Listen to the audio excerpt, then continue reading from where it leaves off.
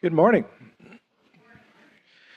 I'm the Children's Director, Pastor Matthew, and I feel privileged to share with you my testimony this morning.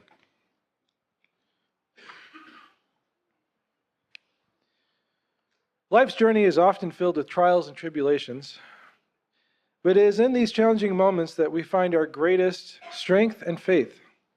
Today I want to share with you a personal story of how God carried me and my family through some of our darkest times, with the assurance that God's got this. Our story is deeply intertwined with the words of Isaiah 41, 9 through 10, which say, "You whom I have taken from the ends of the earth and called from its furthest regions, and said to my servant, I have chosen you and have not cast you away. Fear not, for I am with you. Be not dismayed, for I am your God. I will strengthen you. Yes, I will help you. I will uphold you with my righteous right hand." In retrospect, it is a deep reflection of what God has been doing behind the scenes while life struggles took their toll. Early life in Budapest. I grew up in Budapest, Hungary, which is right here. It's about the size of the Lower Peninsula. During the time, Hungary was communist. My parents were missionaries with the Navigators. Pardon me. And it was behind the Iron Curtain, so Hungary was not open to missionaries. So my dad had a cover story. He taught English, and that kind of was able to get us in there to do what we were actually doing, which is doing missionary work. I lived there from 1984 to 1997, and early on we were shadowed by communism, and I grew up living next to a Russian army base for quite a while, and this environment felt normal to me. I ended up playing with some of the kids of the Russian officers and snuck into places where I shouldn't have been. No, it was exciting.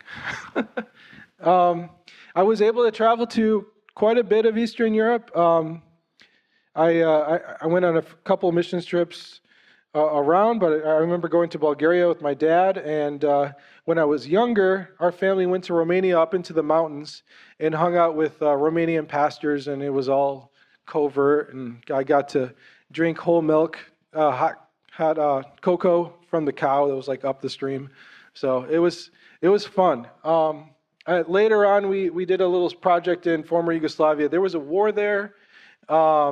Some of you might remember in the 90s, war in the Balkans, the conflict there. We went to Croatia. It was really memorable. I remember going to a village that was destroyed, and it was pretty terrible. But just really thankful that we live in a country that has peace. So anyway, there's another slide coming up. When I was a kid, I remember going past this statue a lot. There's just a lot of communist statues and things like that. And I like this statue, but it really threw me off on human proportions because we're not built like this. So, all right, next one. Here we go. And also, so you couldn't just travel across the border. It's nice how we can go from state to state here, but over there, border guards and all that. And I remember sometimes we'd slip the border guards some extra toilet paper. Toilet paper was a currency in order to get you through the border sometimes, so it's weird. During furloughs, coming back to the U.S., we had a glimpse of life outside of Hungary. On one visit, my sister's baptism sparked my curiosity about its meaning. My father helped lead me to Jesus, and I accepted him as Lord and Savior. We were driving home from church, and I got to have a good conversation with him and find out what it was all about. So can we do the next slide? I was later baptized in my cousin's pool. That was pretty cool. So we spent a total of 13 years in Hungary, and that really formed me into the weirdo that I am today. Later on, I had a friend named Tibor. I'm going to do the next. There we go. Yeah. Tibor was my parents' age, and I was better friends with his son named Donnie. And Tibor came over to our house one day, and he was really upset. I was about 5th grade at the time.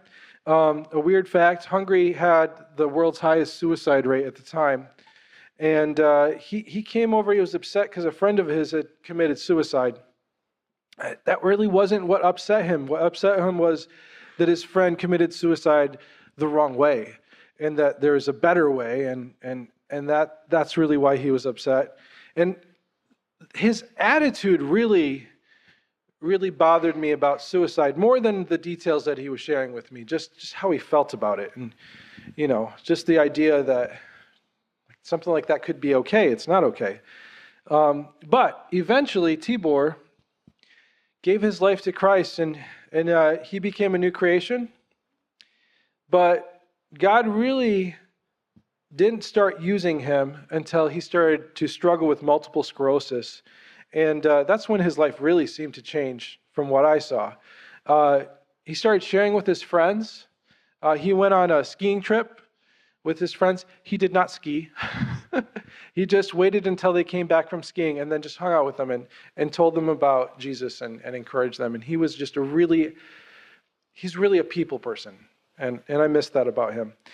He would go into hospitals and tell the patients about the good news, the same hospital where he was also getting treatment. And it seemed like Tibor was never happier until his body started giving out and his time was running short. That's when he was happiest. And I think that Tibor knew that God's got this.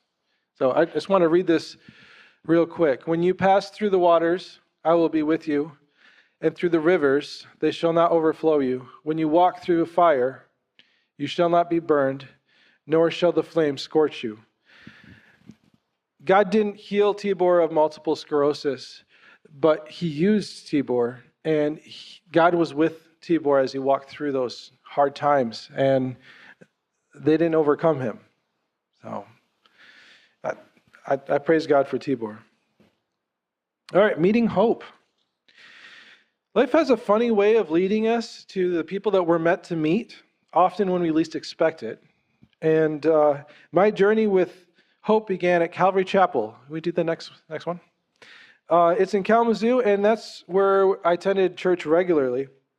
Now, you're probably wondering, how did I end up in Kalamazoo? Well, when I was about getting ready to start high school, my folks, we all moved back to Kalamazoo. My parents had a house there, and my sister was starting college. And the people, he had a lot of guys that had accepted Jesus, and they were now running like the group themselves. And if he was ever going to leave, just seemed like the right time. Otherwise, they were just going to continue to rely on him. And they were ready to lead themselves, which is just amazing and fantastic. Some of these guys are pastors now. Some of them are taking trips to Israel and all over. So it's really amazing. So anyway, I'm in Kalamazoo. At this point, I'm in college. And Calvary Chapel had this opportunity to join their internship, which meant that I was doing all the different jobs at a church. And I ended up taking my turn in children's ministry. And little did I know that would change my life forever. Hope was already a dedicated volunteer in the Sunday school program. She was known for her hard work and commitment. And though she had grown weary of volunteers who are not always the most helpful, when I joined the children's ministry, there was an instant connection. And with a playful but determined spirit, she declared, "He's mine, and no one can have him." I love that. From that moment, we became a team, serving side by side in the children's ministry for more than half my life. Probably more to come. That's exciting. After a little while, we were asked to lead classes, and then those students grew from pre-youth to middle to high school, and we were leading them the entire way. Ended up doing youth group as well. Somewhere in that process, God was shaping our love for ministry and for each other. So our life begins. Our friendship blossomed over the years as we worked together. It was during an annual ice fishing competition fundraiser at the Follower Center, which turns out is actually not that far from here. I asked Hope to be my girlfriend. It was further from where I was living. We were always happiest serving together. And then a year later at the same competition, I proposed to her, and she said yes. You guys probably guessed. Yeah. Though our wedding did not go perfectly, I did forget the ring. But my dad was awesome. He drove back and grabbed it. So nobody knew except for everyone knows now. So it's all good. God's got this. Yeah, we were given as we drove away, a double rainbow. Hoping I didn't see it. But everyone at the wedding saw it as we drove away. And it felt like God was saying, He's got this. The early days of our marriage were filled with joy, despite the challenges we faced. There was an economic crash that hit. Work dried up. And we were poor. We were broke, truly broke. Peanut butter became a major food group. And then if you want to do the next slide, we just happily picked mold off of bread. And despite our lack of money, we loved being together. And I looked forward to seeing Hope each day after work, and I still do. It says, therefore, I say to you, do not worry about your life, what you will eat and what you will drink, nor about your body, what you will put on. Is not life more than food and body more than clothing? Matthew 6:25. That was just a wild time. It was pretty cool. So, but then trials happen. So trials and resilience is next. Our early marriage was tested by significant trials. We endured the heartache of a miscarriage. Soon after, we discovered toxic mold growing in our basement apartment, and that forced us to move out. We moved in with my in-laws, who welcomed us with open arms. So, the beginning of our trials were something.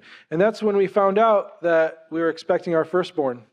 And timing is rarely what you expect, but we were thrilled. Our daughter Lucy was born the day after Christmas in 2009, after a long, complicated labor, which lasted 4 days, and an emergency C-section. But she was perfect and fragile. And we didn't know it then, but she had a nervous system issue that was underdeveloped, and that she carried a genetic condition that soon would change everything. A friend of mine rented us a house dirt cheap, and we finally truly felt like we had a home for the first time. It was just pretty amazing. For the first year of Lucy's life, something felt off, though, and no one could quite explain it. Then a week after her first birthday, everything changed. She got the flu, and in one evening, while I was holding her, she stopped breathing. And I feel sick every time I tell this story, and right now is no exception. She turned blue, and I thought she had died. By the time the emergency responders arrived, she had been without breath for well over a minute. As color returned to her face and her body stiffened, one responder said words that would shape the next several years of our life. Your daughter is having a seizure. During these trials, I felt anxious and depressed. A bad reaction to vaccines has led to seizures that worsened over the years. Watching her suffer was one of the hardest things my wife and I had experienced. Medically, they couldn't prove it, and what you can't prove often gets dismissed. Over the next 3 years, Lucy continued to have seizures, blue spells, triggered by simple things like being startled or falling. When you're learning how to walk, you tend to fall a lot. She would stop breathing, and the only way to stop it was to breathe for her, and then to wait. The waiting was the hardest part. Each episode took something from her: coordination, language, energy. We watched our child slowly fade away in front of us. We were exhausted, hopeless, and out of answers. We were learning to trust in God's plan. In those days, it was easy to feel overwhelmed and lost. I felt like I was lost on a frozen sea. Those were really dark days. We questioned why this was happening and struggling with feelings of helplessness. We cried out to God, wondering where He was in all of this. And I was afraid, fearing that our daughter would only get worse. angry that I didn't do enough to protect my daughter. But Isaiah 41:10 says, "Do not fear, for I am with you. Do not be dismayed, for I am your God." This verse reminds us that God was with us every step. He had a plan, even if we couldn't see it at the time. As we leaned on Him, we learned to trust in His wisdom and timing, finding peace and knowledge that God's got this. So there are lessons learned through faith. This trial drew my wife and me closer together. I really liked finding this picture. You can see that the two flowers are supporting each other as they grow up together. In supporting each other, we felt like it was us against the world while crying out to God. We all often felt like God alone was the only one who could truly understand what we were going through. God is the only one who truly understands what you are going through. So the next part is a weird story. I titled it The Chicken Kitten Trade. Then, in only what can be described as a God moment, my mother-in-law called. She met a woman through a completely random chicken for kitten trade. Maybe some of you know what farm life is like, and sometimes you trade animals. So this was pretty cool. So this lady had experience with nervous system issues. So my mother-in-law invited her to church so we could talk. We made it happen. During this whole time, we were still serving in children's ministry, which some may feel like, how are you doing all of that? But honestly, when you have a heart to serve, it's part of what it's hard to describe unless you're serving. You feel that drive to do it. You need to do it. You need to serve God. It's beautiful. And it's something you don't want taken away. So we made it work. Anyway, we were skeptical about this chicken lady. We were careful, afraid of doing more harm to Lucy. But after my wife spent all night, 24 hours, researching it, I think she stayed up all night. She does that a lot. Then we realized that it might not work, but it wouldn't make things worse. So we gave it a shot. After we gave it to her, 45 minutes later, after her first dose, Lucy, our 4-year-old, who had been unsteady, mostly nonverbal, disengaged, she was dancing in the sunlight coming through our stained glass windows. She was singing a song she made up about the sun and the flowers. That was her last full seizure. Yeah, that's so good. Healing wasn't instant or simple. There were years of adjustments and tracking and hard conversations. This was never a subject matter I felt like I really could talk to people about while I was going through it. It was so complicated. It was just hard to talk about. So I often just couldn't. Kind of kept it in the family. It's just one of those things. But over time, she became less and less dependent on her doses. And by the time she was 10, she no longer needed treatment at all. It was so great. So God's faithfulness and love. Here's a lesson I really don't want you to miss. We didn't know how it would end. We didn't have the answers for the future. We only had answers for today. And that was enough because God had this. I think this is Lucy at 4, about the time she started her first doses, and it was like the world just opened up to her. It was so great.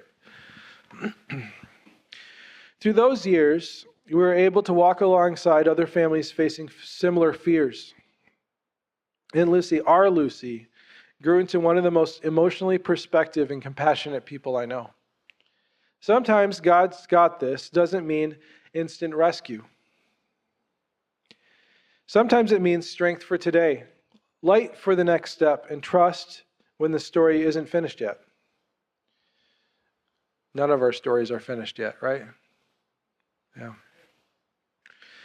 Today, Lucy is incredible, smart, coordinated, and strong. She always chuckles when I say coordinated. She's a great dancer, by the way. We haven't experienced a seizure in years. It's always good when you can embarrass your kids, right? Isaiah 41, 9 and 10 became our anthem, a constant reminder that when we are chosen, that we are chosen and upheld by God. It reinforced the belief that regardless of the outcome, God's love for us is unwavering. All right, next slide is Jubilee. Parenting has been one of the greatest blessings of our lives. Our boys came into the world one after another like a pack of bear cubs, doing everything together, solving problems together for better or worse. I love hanging out with my boys, by the way. I think I've always wanted a team of guys. I didn't know how much I needed it until they showed up. It's so good. Yeah, I see you.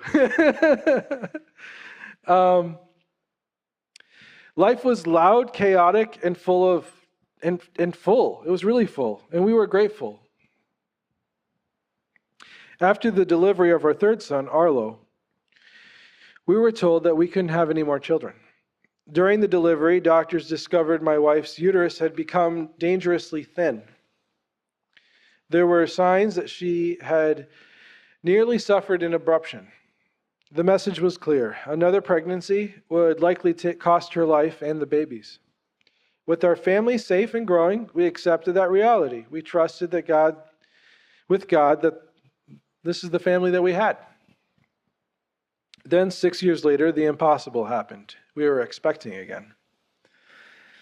News that should have been celebratory it felt crushing. We were afraid. Afraid to tell anyone, afraid of what this could mean.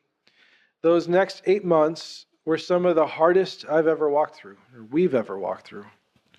But once again, God provided, not by removing the risk, but by providing the right people.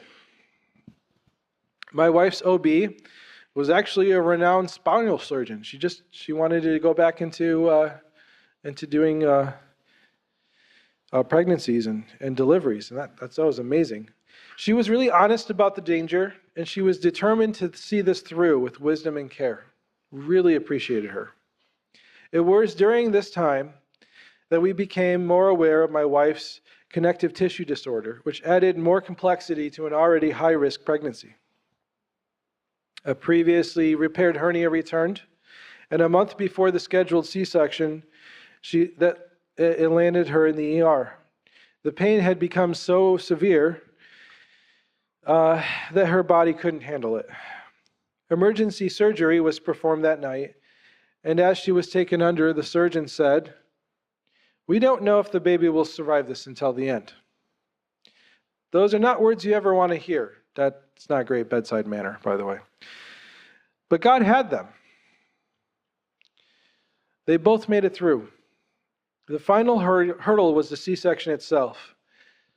Because of prior emergency procedures and her condition, even placing IV lines were difficult. 20 medical professionals filled the prep room that day, ultrasound techs searching for veins, anesthesiologists consulting each other, surgeons working slowly and carefully. The surgery took 3 times longer than normal, and they addressed every possible bleed. It was tense, quiet, sacred, and God had them. And after Penelope was born, and I was waiting with her, waiting for them to be done with Hope surgery, it was an interesting moment. It was valuable. Really, I think those moments are when you really value life the most, and they're so small and fragile, and everything is on the edge of a knife. You really, truly appreciate that God has this. I don't have this. It's still true. I still don't have this. Today, I can't imagine life without our daughter. Penelope is the joy of every room she enters. If you've seen her, she really is. Her life is a celebration. So that's why we gave her the middle name, Jubilee. Here's what the season has taught us. God's got this does not mean that there won't be any fear. It doesn't mean that there won't be risk. I think there's a reason why God says don't fear. It's because we do fear. we need that reminder. It means that we are never walking into the unknown alone. Sometimes faith isn't about certainty, it's about trust. One step at a time with God who already sees the outcome. So that kind of brings us to today. I still don't have everything figured out. My life is definitely not perfect. I don't have this. God still has this. But something really cool that God's been doing is God has just shown how he's constantly providing for us. I worked in the painting trade for about 20 years, and my boss, on my last day of work, he said that he was going to send me off as one of the apostles. I was like, I don't know what that means, but okay. Now, he was the best boss I ever had, and he was great to work for, and he really cared deeply for the guys that painted for him. He still does. Great guy. And he presented me with a substantial check that gave me the confidence to know that it truly is God who takes care of me. I work for him. So, shortly after moving here, and that whole thing was definitely a God thing. God is the one who told us that this is where we need to be. And that was fantastic. So it's kind of a leap of faith, but I mean, I see all these friendly faces. It really wasn't that much of a leap. You guys are worth it. You guys are awesome. So anyway, shortly after moving here, I needed a fuel-effective vehicle to get me to work from Caseville. We live up in Caseville. And turns out God had that covered as well. I was put in touch with a guy who sold Pontiac Vibes, and after a test drive, he told me that he was going to give it to me for free. And I couldn't believe it. This guy wasn't rich, and he gave all the same. I didn't even know him. Well, not more than 30 minutes. And it was fantastic. And it turns out Caleb also drives a Pontiac Vibe, so we've got twin cars. Who knew? Wild. So a couple hours later, I drove the car into a ditch, trying to get home on an icy stretch, much like today. Oh boy. So my wife was with me. And I just thought to myself, well, this is an interesting day. So I walked up to the nearest house. I normally would be very stressed out, but I mean, God's got this. So I walked up to the door, and I saw on the door written the words, and it looked just like this. It said, God's got this.